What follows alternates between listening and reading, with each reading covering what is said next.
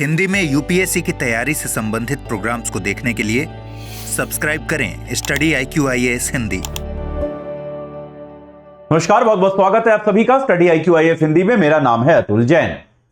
तो अगर आपने भारत के इतिहास के बारे में पढ़ा है और खास तौर पे 1990-2000 के आसपास के प्रमुख घटनाक्रम अगर आप उस समय थे और आपकी रुचि थी कि उस समय क्या हुआ, तो 1999 वर्ष जो था उसके एकदम अंत में हुआ जो एक प्लेन हाईजैक वाला मामला था, वो आप लोगों ने जरूर सुना होगा। मुझे इसलिए याद है क्योंकि तब मैं स्कूल में होता था और टीवी पे न्यूज आती थी, तो हम लोग बड़े इंटरेस्ट के साथ, बड़ी रुचि के साथ इस न्यूज को देखते थे। एक इंडियन एयरलाइंस का विमान था IC-814। यह विमान जो था ये काठमांडू से दिल्ली आ रहा था। छोटी सी फ्लाइट थी, 1.5 घंटे 2 घंटे की, लेकिन इस फ्लाइट को काठमांडू से उड़ते हुए ही हाईजैक कर लिया गया। जैसे ही प्लेन हवा में पहुंचा, कुछ 5 हाईजैकर्स, ये कहा जाता है कि इस प्लेन के अंदर थे, और उन्होंने इस हवाई जहाज को हाईजैक कर लिया। हाईजैक करके उन्होंने पायलट को दिल्ली में लैंड नहीं करने दिया। उसके बाद वो हवाई जहाज को पहले अमृतसर लेकर गए, उसके बाद वो लाहौर लेकर गए, लाहौर के बाद दुबई लेकर गए, और दुबई के बाद कांधार लेकर गए, जहां पर आखिरकार एक लंबी नेगोशिएशन की प्रक्रिया के बाद 8 दिनों के बाद जब भारत सरकार ने 3 आतंकवादियों को छोड़ा, उसके बाद इस प्लेन को छोड़ा गया। उसके बाद जो है सभी बंदियों को आजाद यहां से किया गया। खैर, ये तो इतिहास की बात हो गई। ये मैं आपको क्यों बता रहा हूं, क्योंकि नेटफ्लिक्स पर, जो कि दुनिया का एक बहुत बड़ा स्ट्रीमिंग प्लेटफॉर्म है, अभी क्या हुआ है, IC-814 को लेकर एक वेब सीरीज आई है। तो मैं अभी पूरी देखी नहीं है, मैं भी उसको देखने की प्रक्रिया के बीच में ही हूं। मेरे ख्याल से 7 एपिसोड्स हैं, मैंने अभी शायद 3 या 4 देखे हैं उसके, तो मैं अभी खुद उसके बीच में हूं। तो IC-814 नाम की जो वेब सीरीज आई है, एक ठीक ठाक तरीके से बनी वेब सीरीज है, लेकिन इस वेब सीरीज को लेकर एक बहुत बड़ा विवाद खड़ा हो गया है। और इस विवाद में, आमतौर पे इस तरह के विवादों में अगर सोशल मीडिया पे कोई विवाद चल रहा होता है तो चलता रहता है, लोग आलोचना करते रहते हैं, लेकिन यह विवाद और गंभीर तब हो गया जब इसमें भारत सरकार ने भी अपना कदम डाल दिया। भारत सरकार ने भी इस विवाद का हिस्सा बनने की प्रक्रिया जो है वो प्रारंभ कर दी। यह मामला क्या है, विवाद क्या है, वास्तविकता क्या थी, यह सब आपको अगले 5 मिनट में समझा दूंगा। लेकिन उसके पहले आपको बता दूं कि भाई हमारा जो P2I बैच, प्रतिज्ञा प्लस बैच जो चल रहा है, उससे जुड़ने की कल लास्ट डेट है। तो भाई कल जो है 3 सितंबर है, इससे जुड़ने की लास्ट डेट है। आप AJ लाइव कोड लगा के डिस्काउंटेड प्राइस पर इस बैच से जुड़ सकते हैं। रोज 3 घंटे की live class, mentorship, daily practice questions, pre और मेंस के क्वेश्चंस का रोज समाधान, प्री और मेंस दोनों की टेस्ट सीरीज, टेस्ट में फर्स्ट आने वाले विद्यार्थी को हर हफ्ते 11,000 रुपए जीतने का मौका। इसके अलावा अगर आप प्री क्वालिफाई करते हैं, 18 किताबें और ये सब आपको मिलेगा ही मिलेगा, आपको पता ही है। प्री क्वालिफाई करते हैं तो जो फीस आप दोगे उसका फुल रिफंड, और साथ के साथ आपको हम दिल्ली बुलाएंगे मेंस की तैयारी के लिए। आपका रहना, खाना, पढ़ना सब कुछ पूरी तरह से फ्री आपको प्रदान किया जाएगा। तो तुरंत आप इस बैच से जुड़ जाइए, AJ लाइव कोड लगा के, बिल्कुल भी देर मत कीजिए। याद रखिए कल लास्ट डेट है, अभी इंट्रो क्लास हुई है, ज्यादा कुछ छूटा नहीं है, अभी आप तुरंत जुड़ सकते हैं। चलिए साहब, अब एक बार जल्दी से समझने की कोशिश करते हैं कि यह पूरा मामला क्या है। तो भाई देखो, हुआ क्या था, सबसे पहले तो यह समझते हैं कि IC-814 ये इंडियन एयरलाइंस का एक जहाज था। जैसा कि आपको मैंने बताया, ओरिजिनली ये काठमांडू से दिल्ली आ रहा था। काठमांडू से ये दिल्ली आ रहा था, वहां पर रास्ते में हाईजैक हो गया।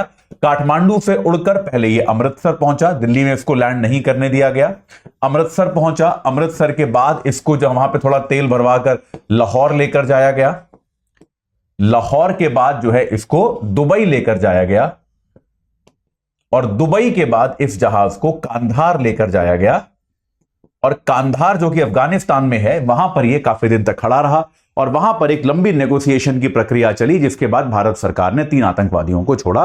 वो 3 आतंकवादी बहुत ही जाने माने आतंकवादी थे, बहुत ही दुर्दांत आतंकवादी थे। अभी तक वो वांछित आतंकवादी हैं। एक तो जिन आतंकवादियों को छोड़ा गया, मौलाना मसूद अजहर सबसे पहला और सबसे बड़ा नाम जो है, यह माना जाता है कि यह पूरी जो घटना करी गई थी, यह मौलाना मसूद अजहर को छुड़ाने के लिए ही करी गई थी। मसूद अजहर बहुत बड़ा आतंकवादी था, पाकिस्तान में ISI का या फिर जो भी एक आपके आतंकवादी घटनाएं करते हैं उन लोगों के लिए बहुत बड़ा व्यक्ति था, बहुत बड़ा विचारक था, लोगों को रिक्रूट करता था आतंकवादी घटनाओं में। तो मौलाना मसूद अजहर को छोड़ा गया था। इसके अलावा अहमद उमर सईद शेख, ये एक ही व्यक्ति है, अहमद उमर सईद शेख, ये एक दूसरा आतंकवादी था। अहमद उमर सईद शेख को छोड़ा गया। और तीसरा आतंकवादी जिसको छोड़ा गया उसका नाम था मुश्ताक अहमद जरगार। मुश्ताक अहमद जरगार। इन 3 आतंकवादियों को भारत सरकार ने छोड़ा, तब जाकर इस विमान को छोड़ा गया, तब जाकर इस विमान को मुक्ति मिली। इस विमान के लोग जो हैं उनको घर आने का मौका मिला। कुछ लोगों की इस मामले में मौत भी हुई थी। खैर, तो अब यहां पर मामला यह आता है कि इसको लेकर एक वेब सीरीज बनी है। एक जाने माने फिल्म निर्देशक हैं अनुभव सिन्हा। तो अभी क्या हुआ, इस विमान का जो कैप्टन था, इस विमान का जो पायलट था, उसका नाम था कैप्टन देवी शरण। तो कैप्टन देवी शरण ने इस घटना के बाद अपनी एक किताब लिखी थी। क्योंकि याद रखिए, कई बार जब यह पूरी घटना हुई थी तो कैप्टन पर भी बहुत तरह के आरोप लगे थे। जैसे विमान जो है उसको अमृतसर में लैंड करा लिया गया था, लेकिन जो आतंकवादी हैं उनके दबाव में कैप्टन ने विमान को अमृतसर से उड़ा दिया था। अमृतसर से उड़ाकर वो उसको लाहौर ले गए। और ये एक टैक्टिकल गलती माना जाता है आज भी कि अगर विमान भारत के अंदर रहता तो भारत शायद कुछ ऑपरेशन कर सकता था, कुछ कार्रवाई कर सकता था, उसकी संभावना ज्यादा थी। लेकिन कैप्टन देवी शरण के आचरण पे उंगलियां उठी। तो अपने पक्ष को समझाने के लिए कैप्टन देवी शरण ने एक किताब लिखी थी, फ्लाइट इनटू फियर। एक किताब लिखी थी कैप्टन देवी शरण ने, फ्लाइट इनटू फियर। इस किताब पर आधारित एक वेब सीरीज बनी है जिसके डायरेक्टर्स कौन है, अनुभव सिन्हा, जो कि जाने माने डायरेक्टर हैं हिंदी फिल्मों के। तो अनुभव सिन्हा साहब ने एक ये वेब सीरीज बनाई है मेजरली। अनुभव सिन्हा है मेजरली, और दूसरे एक और व्यक्ति इसमें इन्वॉल्व है, त्रिशांत श्रीवास्तव, लेकिन मेजरली डायरेक्टर जो है वो अनुभव सिन्हा ही हैं। तो इन दोनों ने मिलकर ये एक वेब सीरीज बनाई है फ्लाइट इनटू फियर पुस्तक के आधार पर।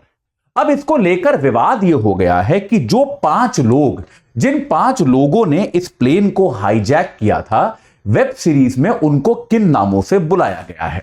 देखिए, इन 5 लोगों के नाम वेब सीरीज में जो प्रयोग किए गए हैं वो क्या प्रयोग किए गए हैं। इन 5 लोगों के नाम जो प्रयुक्त किए गए हैं वो किए गए हैं चीफ डॉक्टर बर्गर।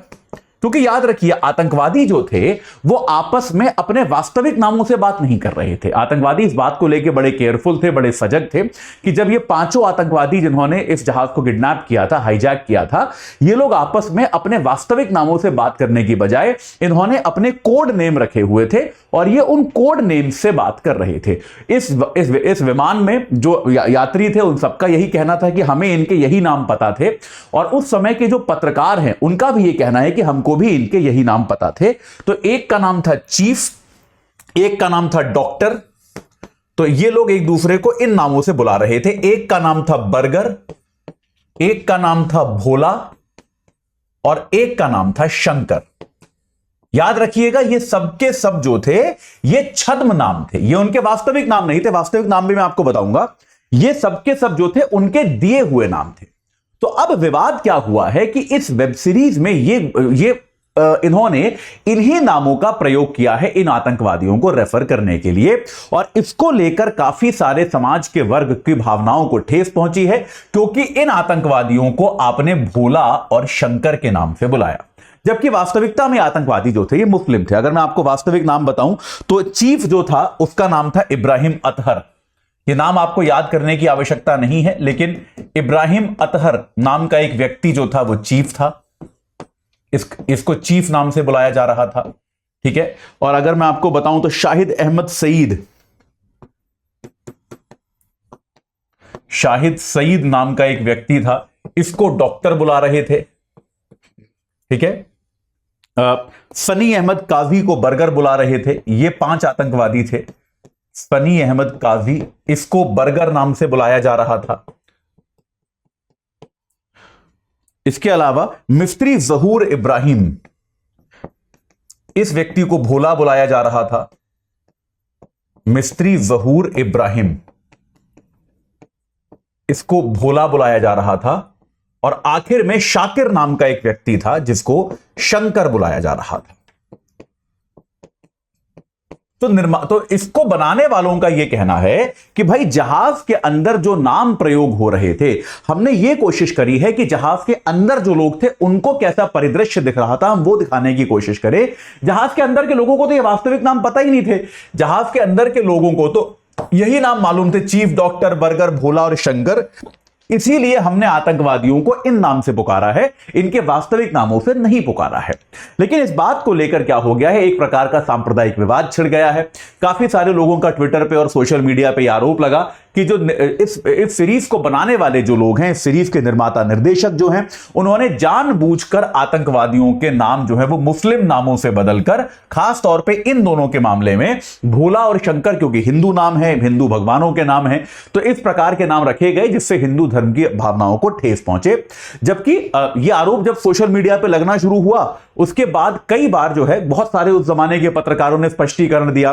कई सारे पत्रकारों ने विदेश मंत्रालय का अपना जो एक प्रेस रिलीज था सन 2000 में आया था, उसको भी जारी किया, जहां पर विदेश मंत्रालय ने एक सूची जारी करी है कि इन 5 लोगों के ये नाम रखे गए थे और यह बात स्पष्ट है कि इनको प्लेन के अंदर इन्हीं नामों से बुलाया जा रहा था। लेकिन उसके बाद भी सोशल मीडिया को तो आप जानते हैं, इस पर राजनीति शुरू हो गई। यह आरोप लगना शुरू हो गया कि यह मुस्लिम तुष्टीकरण का मामला है, मुस्लिम आतंकवादियों को हिंदू नाम दिए जा रहे हैं।